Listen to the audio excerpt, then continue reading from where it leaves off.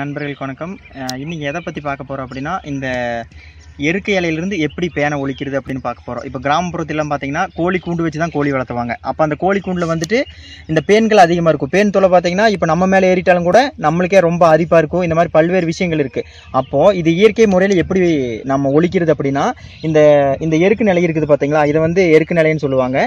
இந்த எருக்கு நிலையை இதோட கட் பண்ணிடணும். இப்போ இதோட 2-3 கட் பண்ணிவிட்டு ஒரு 4-5 பீஸு எடுத்துகிட்டு போயிட்டு நீங்கள் கோழி கூட்டுக்குள்ளே போட்டீங்க அப்படின்னா, இந்த எருக்கு இலைக்கு பின்னாடி இருக்குது பாருங்கள், இங்கே பாருங்கள், இந்த இது இருக்கும் பாருங்கள், இந்த ஒட்டுற மாதிரி ஒரு இந்த தன்மையோட இந்த இது இருக்கும், இந்த பஞ்சு மாதிரி.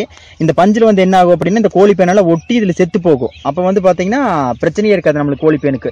நீங்கள் ஒரு நாள் ஃபுல்லாகவுமே இதை விட்டுட்டு அந்த கோழி தங்குறப்ப கூட நீங்கள் இதை அப்படியே உள்ளே விட்டுடலாம். உள்ளே விட்டுட்டு நீங்கள் இதை அடுத்த நாள் இதை எடுத்து ஒன்று தீயில போட்டு எரிச்சிடலாம். அப்படி இல்லாட்டி உங்கள் ஊரில் பள்ளங்கிழமை இருந்ததுன்னா அங்கே போய் வீசிட்டிங்க அப்படின்னா கோழி பேன் எல்லாமே அதுலேயே போயிடும்.